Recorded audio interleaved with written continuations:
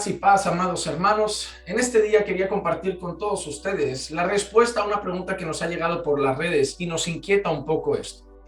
Un muchacho nos ha preguntado si en la iglesia deben vender sus propiedades, ponerlas así a merced, en las manos de la iglesia o a disposición de la iglesia para que la iglesia las distribuya como crea oportuno. Claro, yo me sorprendí porque como pastor, en los años que llevo en el ministerio, no me había encontrado realmente nadie que me hiciera esa pregunta. Nadie me había venido a preguntar si debían vender sus propiedades y ponerlas a disposición de la iglesia para que la iglesia las administrara como considerara más oportuno. Sin embargo, para entender mejor el porqué de esa pregunta, yo le pregunté al muchacho y le dije, no, si me pudieras decir de dónde nace esa inquietud, de dónde viene esa pregunta, ¿por qué se te ha pasado eso por la cabeza? Él me cuenta lo siguiente, me cuenta que él pertenece a una iglesia y en esa iglesia estaban predicando Hechos capítulo 2. Nosotros sabemos que Hechos capítulo 2, nosotros vemos que tiene la promesa del Espíritu Santo siendo manifestada ahí, desciende el Espíritu Santo sobre los creyentes, son llenos del Espíritu Santo y nosotros vemos cómo sigue eso. Al final de Hechos 2 encontramos, podríamos decirlo, el momento en el que se dan algunos datos de cómo era la comunión de esos creyentes después de ese suceso, cómo era la comunión de aquellos creyentes allí. Y una de las cosas que leemos es que no había ningún necesitado entre ellos, que todos vendían sus bienes, sus propiedades y lo ponían ahí a disposición de la iglesia y realmente se repartía conforme a la necesidad de las personas. Es decir, bueno, yo tengo esto, lo vendo, lo traigo aquí, yo tengo esto, lo vendo, lo traigo aquí, y ahora que la iglesia utilice eso conforme se necesite. Ahí hay una persona necesitada, tomad de lo que se ha sacado de la venta de lo mío y compartirlo con esa persona para que no le falte nada. ¿Qué pasa? El pastor estaba predicando ese pasaje y lo que el pastor dijo es lo siguiente. Como iglesia tenemos una necesidad. Hemos encontrado una zona allí que tiene un local muy grande que serviría para la iglesia y tiene unas propiedades que son viviendas que también servirían para la iglesia, para proyectos y cosas. La manera de recaudar los recursos era que el pastor dijo, citando ese texto, que ellos debían estar dispuestos a hacer ese sacrificio, a vender bienes que pudieran tener para juntar el dinero por el bien de la iglesia. Y ahí hay un problema. Ahí hay un problema. En primer lugar, cuando nosotros vemos Hechos 2 y vemos que se vendían las cosas, no vemos que se vendían para comprar propiedades para la iglesia.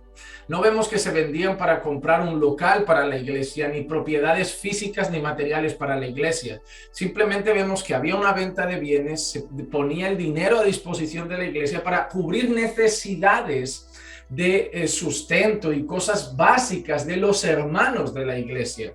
Es decir, es como si yo... Voy a dar un ejemplo, no digo que se debe hacer exactamente así, pero voy a dar un ejemplo. Imagínense que yo recibo hoy una herencia familiar y decido, pues de esa herencia familiar, dar una buena parte a la congregación con el fin de que pueda ayudar a hermanos necesitados.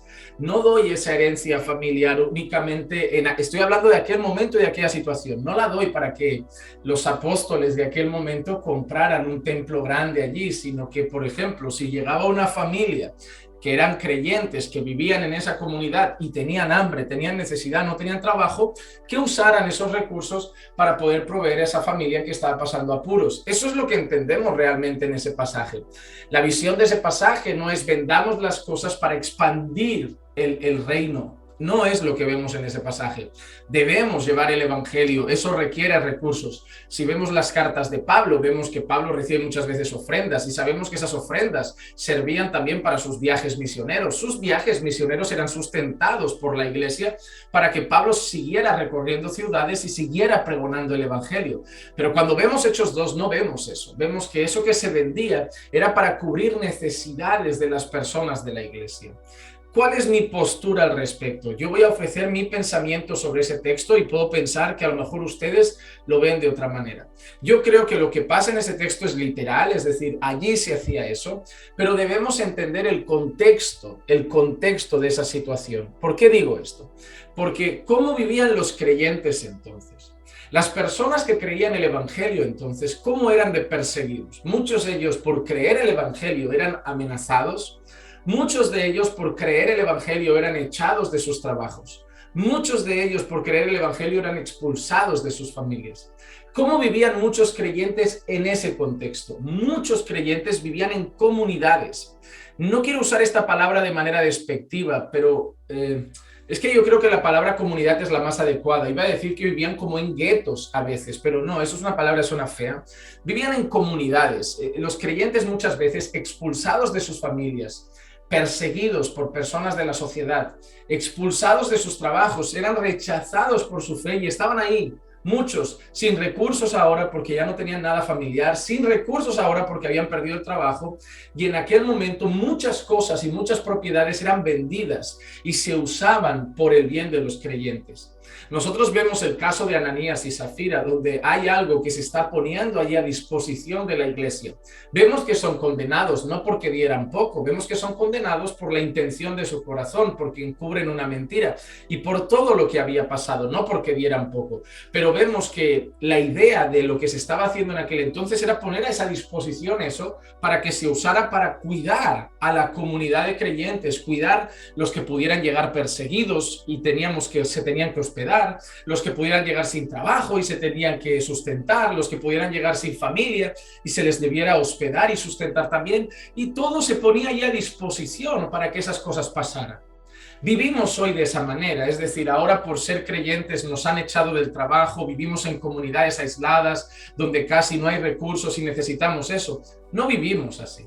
No vivimos así, no vemos una directriz en el Nuevo Testamento de que debamos vender nuestras propiedades para ponerlas a disposición de la iglesia, salir de estas ciudades donde vivimos, irnos a colinas y vivir allí en nuestras propias comunidades. Esa no es la idea.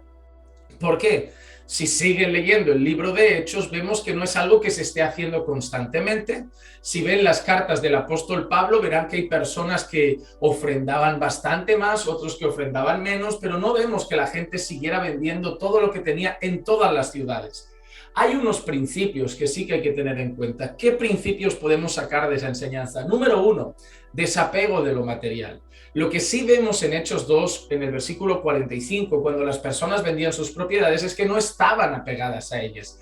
Y eso sí que creo que es un principio bíblico. A lo largo del Nuevo Testamento, a lo largo de la Escritura, podemos ver que el amor por el dinero no debería estar en el corazón de los creyentes. Y que si yo tengo algo y realmente Dios en algún momento pues requiere de mí ponerlo a disposición por el bien de otras personas, debería ser capaz de hacerlo. Es decir, yo no debería abrazar mis propiedades como si fueran mías solamente, sino, y repito, bajo lo que yo entiendo en las Escrituras, debería entender que son cosas que me ha dado el Señor, para que yo las administre para su gloria, pero realmente son de Él. Yo solo soy administrador de los bienes que el Señor me ha concedido.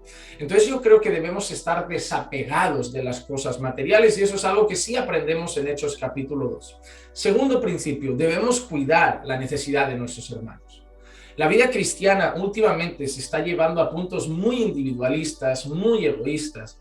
Y yo creo que lo que nos enseña Hechos capítulo 2 y el resto del Nuevo Testamento con cartas de Pablo, vemos a Pablo, por ejemplo, diciendo que habían iglesias en ciudades que incluso de su escasez quisieron dar para colaborar con él y con otras iglesias. Vemos a Pablo dando gracias y honrando la actitud de algunas iglesias que quisieron mandar ofrendas a necesitados. Vemos, por ejemplo, cuando se recoge la ofrenda a los santos que estaban en Jerusalén por un momento de necesidad que había grande, algunas iglesias recaudando esa ofrenda para enviar allí, preocupados por sus hermanos, ya no de su comunidad, sino que eran hermanos en Cristo en otra ciudad, y ellos tenían el corazón, el deseo de ir a colaborar con sus hermanos. Entonces, el primer principio, desapego de las cosas materiales. Segundo principio, preocupación por la necesidad de los demás. Y principalmente por los hermanos en la fe. Cuando leemos el Nuevo Testamento, vemos un orden de prioridades. Es decir, yo cuando administro mis recursos, lo primero que pienso es en mi familia. No voy a ir a ayudar a un necesitado de la calle quitando el pan de la boca de mi familia, de mi esposa, de mis hijos, ¿no? Entonces, lo primero que yo tengo que pensar es en mi hogar, cubrir las necesidades básicas de mi casa. Segundo, antes de ir a un desconocido, pensar en mi familia en la fe. Y podremos hablar de eso en otro vídeo justificándolo con textos bíblicos, pero es un orden digamos, de prioridad que hay en la Escritura. Primero nuestro hogar, aquel que no provee para los suyos, especialmente para los de su casa, es peor que un infiel y ha negado la fe. Entonces, primeramente, proveer para los nuestros. Segundo, los hermanos en la fe. Yo debo ver en mi comunidad de creyentes en la que yo pertenezco, mi iglesia local, si hay hermanos en necesidad en esa iglesia que yo conozco, que yo camino con ellos y veo que pasan un apuro, yo debería preocuparme por ellos y hacer lo que esté en mi mano como hermano para ayudarles en esa condición. Eso es otro principio que vemos. Y luego, claro, si queremos ayudar al necesitado de la calle, ayudar al que está desvalido, incluso dar una limosna al necesitado, eso es totalmente lícito y creo que es honorable, pero creo que hay que tener claras esas prioridades. Entonces, ¿qué vemos en ese texto? Número uno, sí, se vendían ahí las propiedades, pero debemos entender el contexto. No vivimos en ese mismo sentido de comunidades, y ahí no se vendían para cubrir las necesidades de un ministerio, se vendían para cubrir las necesidades de la iglesia. Por eso dice, no había ningún necesitado entre ellos, porque se cuidaban entre todos. Número dos, ya no es nuestro contexto y por lo tanto no creo que ninguna iglesia ni pastor deba pedirle a los miembros que vendan sus propiedades para ponerlas a disposición de la iglesia. Número 3, creo que hay una enseñanza sobre estar desapegados a las cosas materiales, no poner el corazón en las cosas materiales y estar dispuesto incluso a dejar ir algunas cosas por el bien de la obra, si así Dios lo requiere en algún momento. Número 4, hay que ocuparse de las necesidades, especialmente de los hermanos. Y si hay un hermano en necesidad, ¿quién debe ser el primero en ir a socorrerlo? Es su hermano en Cristo y no esperar que llegue de un desconocido cuando es mi hermano en la fe.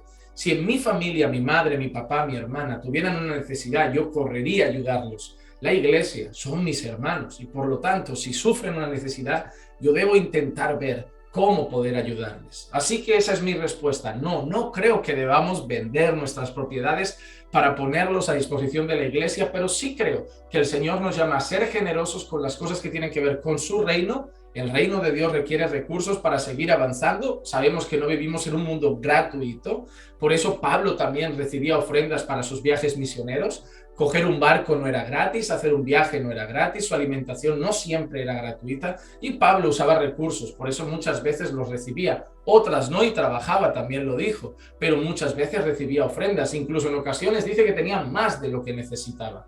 Así que el reino de Dios requiere recursos, por eso intentamos apoyar misiones, apoyamos nuestras iglesias locales, porque requiere recursos. Pero también debemos aprender eso, que no es el fin de ese texto concreto, esa no era la finalidad, sino la ayuda a los necesitados de nuestra comunidad de creyentes y creo también que debemos cuidar de la necesidad de nuestros hermanos. Así que ese es mi pensamiento sobre ese pasaje. Yo creo que a lo mejor ese pastor, no sé si lo habrá hecho con mala intención, pero hay muchos que se han aprovechado de la necedad de las personas, de la falta de conocimiento de las personas y con un lenguaje como ese, y esas personas leen eso, dicen, pues mira, ahora que soy creyente debo hacer eso, debo vender mi casa y poner el dinero ahí en las manos del pastor a ver que lo use bien para la gloria de Dios. Pero eso es preocupante. Así que espero que esta respuesta sirva, espero que la puedan compartir con otras personas y vamos a intentar tratar temas, textos bíblicos también para traer algunos ejemplos prácticos y algunas enseñanzas prácticas para nuestra vida. Que la gracia y la paz de nuestro Señor Jesucristo sea con todos y cada uno de ustedes siempre. Recuerden que los amamos en el Señor.